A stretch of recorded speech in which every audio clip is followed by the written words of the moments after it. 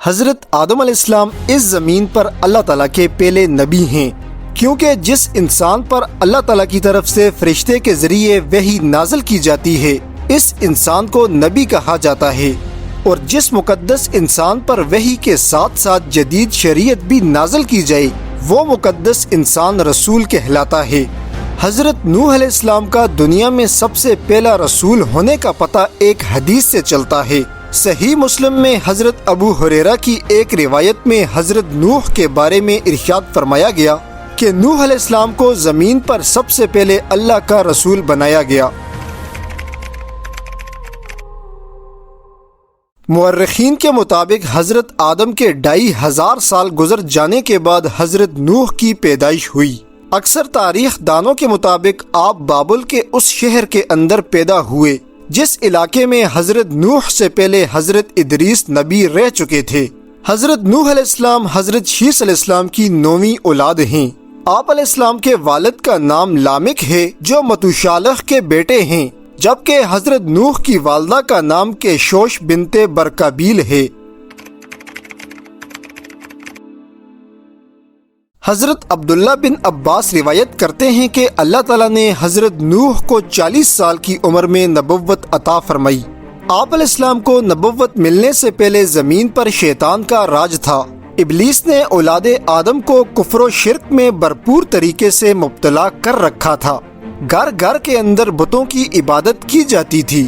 لوگ انبیاء سابقین یعنی حضرت آدم، حضرت شیث اور حضرت ادریس کی تعلیمات کو یکسر بلا چکے تھے۔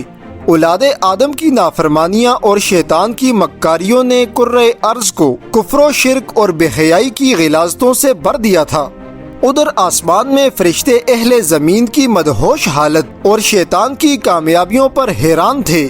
فرشتوں کی نگاہیں بار بار بیت المعمور کی جانب اٹھتی کہ کب اللہ تعالیٰ ان کی تباہ و بربادی کا حکم نازل فرمائے گا، لیکن اللہ تعالیٰ کے فیصلے تو بڑے حکمت والے ہوتے ہیں۔ اللہ تعالیٰ کا دستور یہ ہے کہ جب کوئی قوم نافرمانیوں کی انتہا کو پہنچ جاتی ہے تو اللہ پاک ایسی قوم کے اندر نبی مبعوث فرماتا ہے، اور جب وہ قوم نبی کی باتوں کو جھٹلا دیتی ہے تب اللہ پاک ایسی قوم پر اپنا عذاب نازل کرتا ہے۔ چنانچہ اللہ تعالیٰ نے اس وقت اولاد آدم میں سے ایک نبی حضرت نوح علیہ السلام کو نبوت کے منصب پر فائز فرمایا۔ قرآن کریم میں اللہ تعالیٰ ارشاد فرماتا ہے کہ ہم نے نوح کو ان کی قوم کی طرف نبی بنا کر بھیجا، سو انہوں نے اپنی قوم سے کہا میں تم لوگوں کو کھول کھول کر ڈر سنانے اور یہ پیغام پہنچانے آیا ہوں کہ اللہ کے سوا کوئی عبادت کے لائق نہیں۔ اگر تم اسی طرح کفر و شرک میں مبتلا رہے تو مجھے ڈر ہے کہ تم کسی سخت عذاب میں مبتلا نہ ہو جاؤ۔ حضرت نوح علیہ السلام 950 سال تک اپنی قوم کو واعظ و تبلیغ کرتے رہے۔ حضرت نوح کی تبلیغ کے بارے میں اللہ تعالیٰ قرآن پاک میں ارشاد فرماتا ہے اور ہم نے نوح کو ان کی قوم کی طرف بھیجا تو وہ ان میں 50 برس کم 1000 برس رہے۔ یوں قرآنی آیات کے مطابق حضرت نوح کی عمر 950 سال سے زیادہ تھی۔ حضرت نوح علیہ السلام نے 950 سال دن رات اپنی قوم کو تبلیغ کی، مگر آپ کی قوم آپ علیہ السلام کو طرح طرح کی اذیتیں دیتی، لیکن آپ ان تکلیفوں پر صبر کرتے اور اللہ پاک سے اپنی قوم کے لیے دعائے خیر کرتے۔ حضرت ابن عباس روایت کرتے ہیں کہ آقا صلی اللہ علیہ وسلم نے ارشاد فرمایا کسی بھی نبی کو اپنی قوم کے ہاتھوں اتنی تکلیفیں اور اذیتیں نہیں پہنچیں جتنی حضرت نوح کو اپنی قوم کے ہاتھوں برداشت کرنا پڑی۔ آپ علیہ السلام جب قوم کو دعوت دیتے تو کافر لوگ حضرت نوح کو ڈراتے اور دمکاتے، اور تبلیغ سے باز رکھنے کے لیے وہ لوگ آپ علیہ السلام کو اتنا مارتے کہ آپ بے ہوش ہو جاتے۔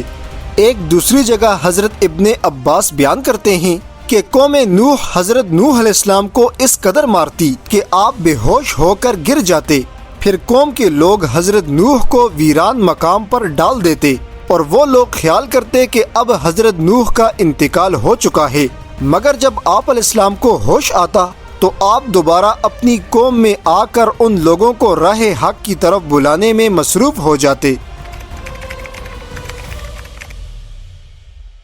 حضرت نوح علیہ السلام کی تبلیغی جدوجہد 950 سال تک جاری رہی۔ رات کی تنہائیوں میں آپ اللہ کے سامنے آنسو بہاتے اور اپنی قوم کے لیے دعا کرتے، اے میرے پروردگار، میری قوم کے لوگ نادان اور ناسمجھ ہیں، تو انہیں معاف فرما۔ نیز صبح کے وقت آپ اپنی قوم کو ہر ممکن طریقے سے سمجھاتے، کبھی ان لوگوں کو اللہ کے عذاب سے ڈراتے تو کبھی دوزخ کی سختیوں سے، اور ساتھ ساتھ آپ ان لوگوں کو جنت کی نعمتیں بھی یاد کرواتے۔ لیکن قوم نوح حضرت نوح کا مسلسل مذاق اڑاتی رہی۔ اس طویل جدوجہد کے نتیجے میں صرف 80 لوگ حضرت نوح علیہ السلام پر ایمان لائے۔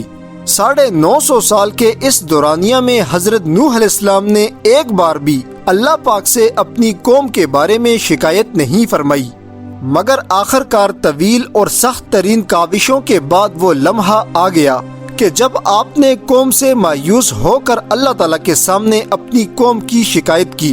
حضرت نوح علیہ السلام کی اس شکایت کو اللہ پاک قرآن پاک میں کچھ یوں بیان کرتا ہے کہ نوح نے اللہ سے عرض کیا، اے میرے پروردگار، میں اپنی قوم کو دن رات بلاتا رہا، لیکن وہ میرے بلانے سے اور زیادہ بھاگتے رہے۔ میں نے انہیں تیری بخشش کی طرف بلایا تو یہ لوگ میری ان باتوں پر اپنے کانوں میں انگلیاں ڈال لیتے اور اپنے چہروں کو کپڑوں سے چھپا لیتے، ضد کے ساتھ تکبر اور غرور بھی کرتے۔ اے میرے پروردگار، ان مالدار کافر لوگوں نے بہت سے لوگوں کو راہ حق سے گمراہ کر دیا، تو اے میرے مالک، کسی کافر کو زمین پر بسنے والا نہ چھوڑ۔ اگر تو ان کو چھوڑ دے گا تو یہ تیرے نیک بندوں کو گمراہ کر دیں گے۔ حضرت نوح کی گزارشات کے بعد اللہ تعالیٰ نے آپ کی دعا قبول فرما لی۔ اللہ تعالیٰ نے حضرت نوح کی طرف وحی نازل فرمائی کہ تمہاری قوم میں اب جتنے لوگ تم پر ایمان لا چکے ہیں، سو اب ان کے علاوہ تم پر کوئی ایمان نہیں لائے گا، اور جو کام یہ لوگ کر رہے ہیں تم ان کی وجہ سے ہرگز غم نہ کھاؤ۔ اس کے بعد اللہ تعالیٰ نے حضرت نوح علیہ السلام کو ایک کشتی تیار کرنے کا حکم فرمایا۔ ابن کثیر بیان کرتے ہیں کہ اللہ تعالیٰ نے نوح علیہ السلام کو یہ حکم دیا کہ تم ساگوان کے درخت اگاؤ جن سے کشتی بنائی جائے گی۔ حضرت نوح نے وہ درخت اگائے اور 100 سال تک انتظار کیا۔ پھر ان درختوں کو کاٹ کر حضرت نوح علیہ السلام نے ایک بڑی کشتی تیار کی۔ آپ علیہ السلام کی کشتی کے متعلق حضرت سوری فرماتے ہیں کہ حضرت نوح نے کشتی کے اندرونی اور بیرونی حصے پر تارکول مل دیا۔ اس کشتی کی اونچائی تقریباً 30 گز اور اس میں 3 منزلیں بھی تھیں۔ کشتی کے اوپر ایک ڈھکن تھا جس سے وہ بند کر دی جاتی تھی۔ گویا آج کے زمانے کے مطابق حضرت نوح کی کشتی ایک عظیم آبدوز تھی۔ جب حضرت نوح علیہ السلام کشتی بنانے میں مصروف ہوتے تو آپ کی قوم کے سردار آپ کے پاس سے گزرتے ہوئے آپ کا مذاق اڑاتے، یہاں تک کہ ایک لمبے عرصے کے بعد آپ کی کشتی تیار ہو گئی۔ جب عذاب اہلائی کا وقت آیا تو اللہ تعالیٰ نے حکم فرمایا، اے نوح، کہ ہر قسم کے جانوروں کا ایک ایک جوڑا اس کشتی میں رکھ لو، اور جو لوگ تم پر ایمان لائے ہیں انہیں بھی اس میں سوار کر لو۔ حضرت نوح علیہ السلام نے احکام خداوندی کے مطابق سب کو سوار کر لیا اور آپ کشتی میں اللہ کی عبادت میں مصروف ہو گئی۔ آخر کار طوفان کے آثار ظاہر ہونے لگے اور دیکھتے ہی دیکھتے زمین سے پانی ابلنے لگا، آسمان سے موسلا دھار بارشوں کا آغاز ہو گیا۔ گویا اس طوفان نے قیامت کا منظر برپا کر دیا تھا۔ کشتی طوفان کی پہاڑ جیسی اونچی لہروں میں تیر رہی تھی۔ اسی اثنا میں حضرت نوح نے اپنے بیٹے کنعان کو دیکھا جو ایک اونچی پہاڑی پر موجود تھا۔ آپ نے اپنے بیٹے کو پکارتے ہوئے فرمایا، کشتی میں سوار ہو جاؤ اور کافروں کے ساتھ مت ٹھہرو۔ اس پر کنعان بولا، آپ میری فکر نہ کرو، میں سب سے اونچی پہاڑی پر چڑھ جاؤں گا۔ اس گفتگو کے دوران ایک بڑی لہر آئی اور کنعان کو پہاڑ کے اوپر سے اپنے ساتھ بہا کر لے گئی۔ طوفان نوح میں پانی کی لہریں اس قدر بلند تھیں کہ انہوں نے روح زمین کے تمام پہاڑوں کو چھپا لیا تھا۔ اس وقت زمین پر کوئی بھی چیز زندہ سلامت بچ نہ سکی، سب کچھ نیست و نابود ہو چکا تھا۔ ابن عباس کے مطابق کشتی میں 80 لوگ سوار تھے اور یہ لوگ اس کشتی میں تقریباً 150 دن تک بالکل سلامت رہے۔ پھر اللہ تعالیٰ نے اس کشتی کا رخ جبل جودی کی طرف پھیر دیا اور اس کے ساتھ طوفان نوح کو بھی ختم کر دیا گیا۔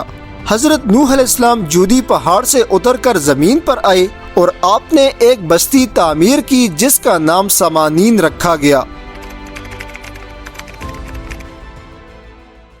اللہ تعالیٰ نے قوم نوح کو ان کی نافرمانیوں کے سبب طوفان میں غرق کر دیا۔ پیچھے صرف وہی لوگ بچے جو حضرت نوح کی کشتی میں سوار تھے۔ چنانچہ کشتی سے اترنے کے بعد حضرت نوح نے ایک بستی بسا کر دنیا کو از سر نو جاری و ساری کیا۔